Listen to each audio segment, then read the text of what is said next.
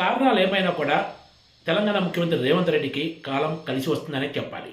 ఢిల్లీలో అధిష్టానం బలంగా ఉంటే ఈ రాష్ట్రంలో కూడా ముఖ్యమంత్రులను సీట్లో కుదురుగా కూర్చొనివ్వరు. గతంలో ఇలాంటి సంఘటనలు ఎన్నో జరిగిన విషయం ప్రతి ఒక్కరికి తెలిసిందే. ముఖ్యంగా కాంగ్రెస్ రాజకీయాలను దగ్గర నుంచి చూసిన వాళ్లకు ఈ విషయం స్పష్టంగా తెలుసని చెప్పొచ్చు. ఇటీవల జరిగిన జూబ్లీస్ ఉప ఎన్నికల్లో కాంగ్రెస్ పార్టీ ఘన విజయం సాధించిన సంగతి తెలిసిందే. మరోవైపు బీహార్లో కాంగ్రెస్ కూటమి దారుణ పరాజయం పాలైంది. కర్ణాటకలో సీఎం సీటుపై పంచాయతీలు నడుస్తున్నాయి.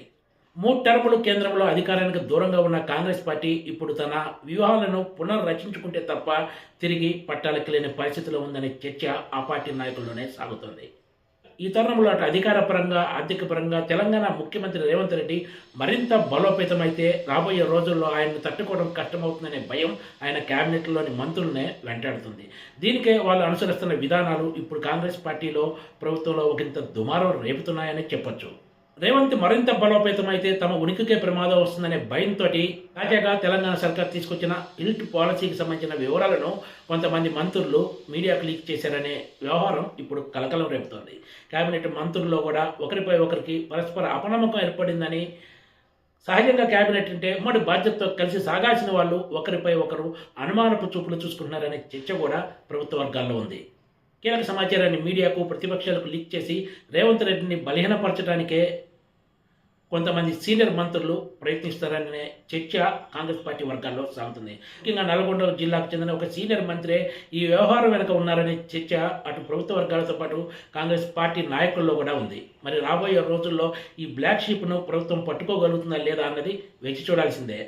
తెలంగాణ ప్రభుత్వం కొత్తగా తెర మీదకి తీసుకొచ్చిన Hyderabad industrial land transformation HILT policy రాజకీయ ప్రకంపనలు రేపుతున్న సంగతి తెలిసిందే. ఇది అనుకున్నది అనుకున్నట్లు పూర్తయితే రేవంత్ రెడ్డి ఆర్థికంగా మరింత బలోపేతమవుతారని, అప్పుడు ఆయన్ను ఢీకొట్టడం మరింత కష్టమవుతుందనే భయం కొంతమంది మంత్రులను వెంటాడుతున్నట్లు ఆ పార్టీ వర్గాలు చెప్తున్నాయి. అందుకే దీనికి సంబంధించిన వ్యవహారాన్ని లీక్ చేసి ప్రభుత్వాన్ని ఇబ్బందులకు గురి చేస్తున్నారని కాంగ్రెస్ నాయకులు చెప్తున్నారు. అత్యంత కీలకమైన సమాచారాన్ని కేబినెట్ ముందు తర్వాత కూడా ఎంపిక చేసిన మీడియా సంస్థలకు ప్రతిపక్షాలకు అందించినట్లు ప్రభుత్వ వర్గాల్లో అనుమానాలు వ్యక్తమవుతున్నాయి. దీనిపై ఇప్పుడు విచారణ కూడా సాగుతున్నట్లు సమాచారం. మరోవైపు సీఎం రేవంత్ రెడ్డి దూకుడు నిర్ణయాలు, ఇటు పాలసీ తెర వెనుక ఉన్న హిడెన్ ఎజెండాను కూడా కొంతమంది మంత్రులు అధిష్టానానికి ఫిర్యాదు రూపంలో పంపినట్లు చెప్తున్నారు. ప్రభుత్వంలో ఉన్న వాళ్ళే అటు మీడియాకు ప్రతిపక్షాలకు అస్త్రాలు ఇస్తుండటంతో ప్రధాన ప్రతిపక్షమైన బీఆర్ఎస్తో పాటు బీజేపీ కూడా ఇల్టు పాలసీపై పెద్ద ఎత్తున విమర్శలు చేస్తున్న సంగతి తెలిసిందే. దీనిపై ఇప్పుడు కాంగ్రెస్ ప్రభుత్వం పదే పదే వివరణలు ఇచ్చుకోవాల్సి వస్తుంది.